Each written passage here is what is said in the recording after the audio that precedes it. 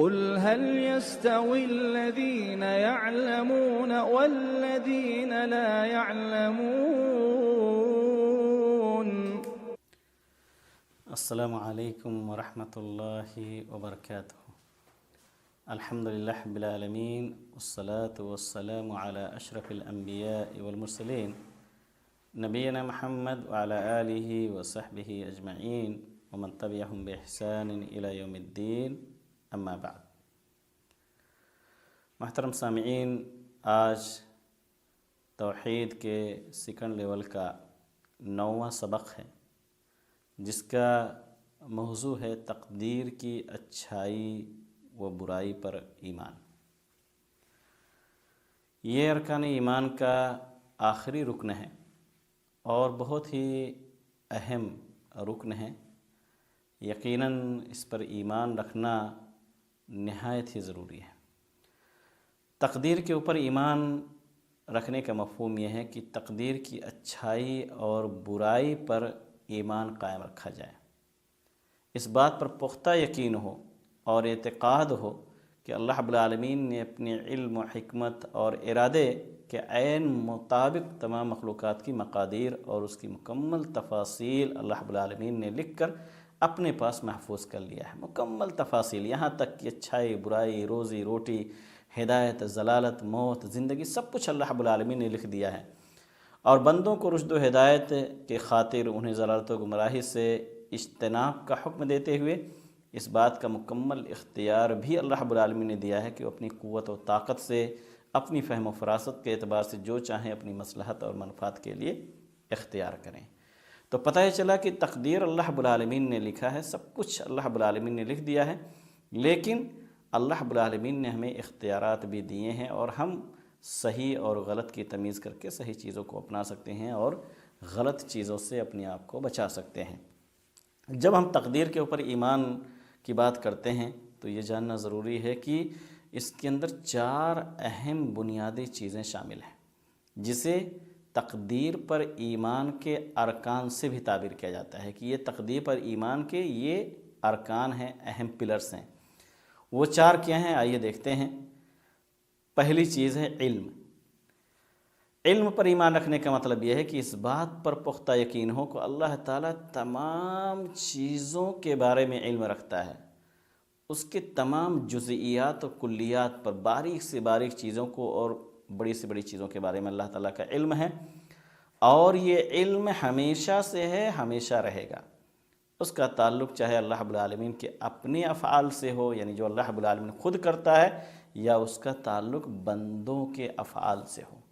تو یہ پہلا رکن ہے. تقدیر کے اوپر ایمان کا پہلا رکن یہ ہے کہ اللہ رب العالمین کے علم کے اوپر ہمیں یقین ہو کہ اللہ رب العالمین کا جو علم ہے، ظاہر سی بات ہے اس علم کا کوئی ثانی نہیں ہے، اس علم میں کوئی شریک نہیں ہے.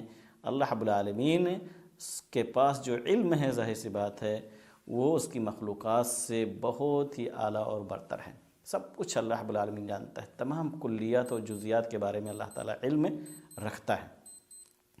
دوسرا رکن یا دوسری چیز، اہم چیز جو تقدیر کے اوپر ایمان رکھنے کے اندر داخل ہے، وہ ہے کتابت پر ایمان کہ اللہ رب العالمین کے پاس علم بھی ہے اور اللہ رب العالمین نے اس سے لکھ کر کے اپنے پاس محفوظ بھی کر لیا ہے. محفوظ کر لیا، یعنی اللہ رب العالمین ایسا نہیں کہ علم کو اپنی ذات تک محدود کر لیا، نہیں، اللہ رب العالمین نے اسے لکھ کر کے اپنے پاس محفوظ بھی کر رکھا ہے.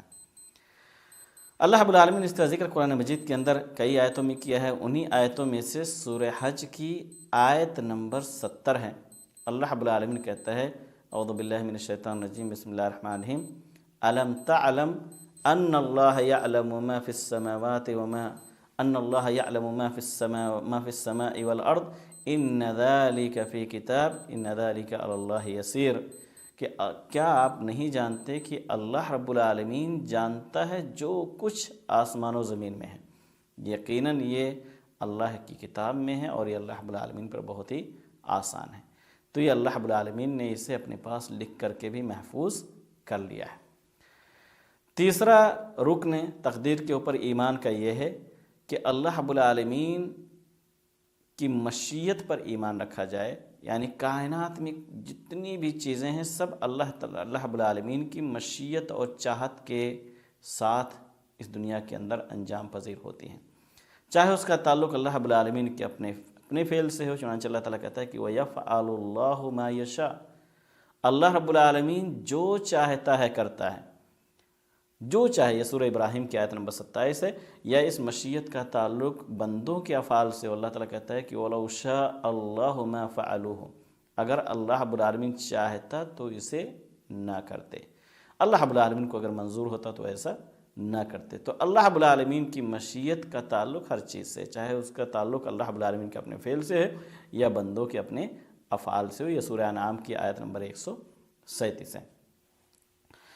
چوتھا پوائنٹ تقدیر کے اوپر ایمان کا وہ یہ ہے کہ پوری کائنات اپنی تمام حرکات سکنات کے ساتھ اللہ تعالیٰ کی مخلوق ہے، یعنی جو کچھ اس دنیا کے اندر جو بھی مومنٹ ہوتا ہے، یہاں تک کہ ہم جو کچھ حرکت کرتے ہیں، نقل و حرکت کرتے ہیں، جو بھی عمل کرتے ہیں، جو بھی ہم خواہش رکھتے ہیں، جو چاہتے ہیں، ہمارے اعمال بھی اللہ رب العالمین کے مخلوق ہیں۔ چنانچہ اللہ رب العالمین قرآن مجید کے اندر کہتا ہے، سورہ صافات کی آیت نمبر 96، اللہ تعالیٰ کہتا ہے کہ وَاللَّهُ خَلَقَكُمْ وَمَا تَعْمَلُونَ، کہ اللہ رب العالمین نے تمہیں بھی پیدا کیا ہے اور اس چیز کو بھی پیدا کیا ہے جو تم کرتے ہو، یعنی ہمارے اعمال کا خالق بھی اللہ رب العالمین ہے۔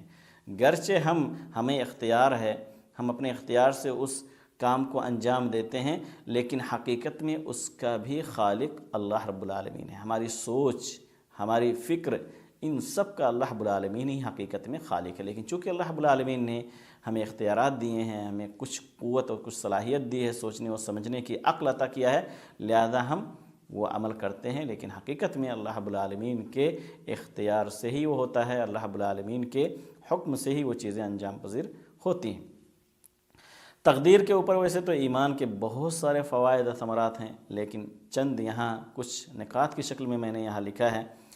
سب سے پہلا فائدہ یہ ہوتا ہے کہ اگر ہم تقدیر کے اوپر ایمان رکھتے ہیں تو پتہ چلتا ہے کہ اللہ رب العالمین پر توکل اور اعتماد قائم ہوتا ہے، کیونکہ اگر پتہ ہوتا ہے، ہم تقدیر کے اوپر ایمان جب رکھتے ہیں تو پتہ چلتا ہے کہ اللہ رب العالمین کی ذات ہم سے غافل نہیں ہے، اللہ رب العالمین کی ذات مکمل طور سے با اختیار ہے، اللہ رب العالمین نے ہمیں یوں ہی ضائع اور برباد کرنے کے لیے اس دنیا کے اندر نہیں چھوڑا ہے، بلکہ پورے سسٹم کے طور پر اللہ رب العالمین نے ہمارے ہر چیز کو اللہ رب العالمین نے لکھ کر کے رکھا ہے، اور ہمیں کسی بھی ناحیے پر ہمیں اس طریقے سے نہیں چھوڑ دیا کہ ہم بھٹکتے رہیں اور ہمیں پتہ ہی نہ چلے۔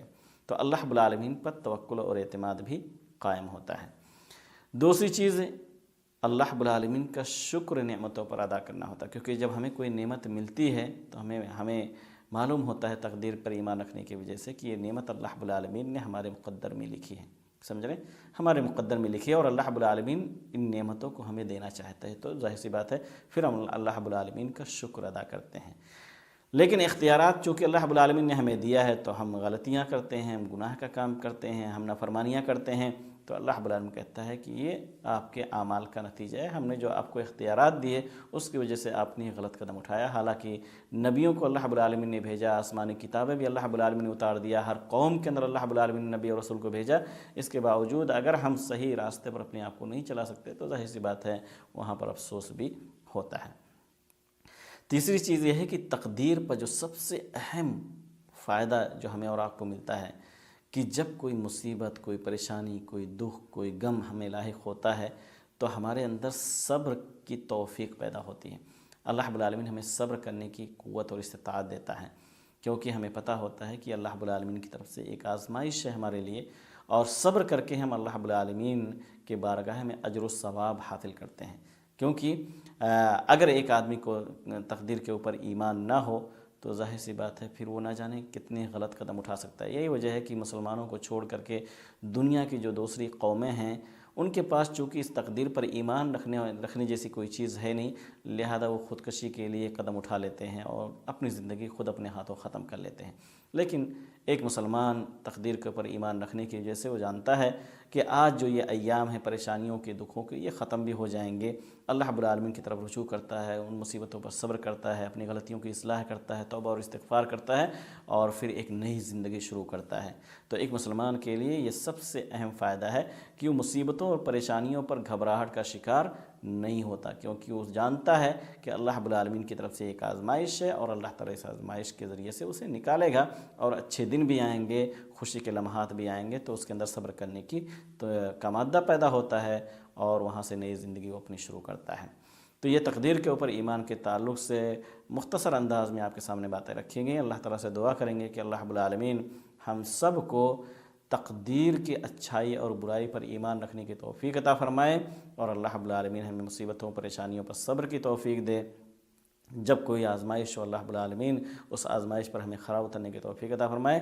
تقدیر کے روشنی ہی میں اللہ رب العالمین ہمیں اس دنیا کے اندر زندگی گزارنے کی توفیق دے، جب تک زندہ رکھے، ایمان پر قائم دائم رکھے، اور خاتمہ بھی اللہ رب العالمین ایمان کی حالت میں ہمارا کرائے۔ آمین وآخر دعوانا رب العالمین۔ السلام علیکم ورحمۃ اللہ وبرکاتہ۔ قل هل يستوي الذين يعلمون والذين لا يعلمون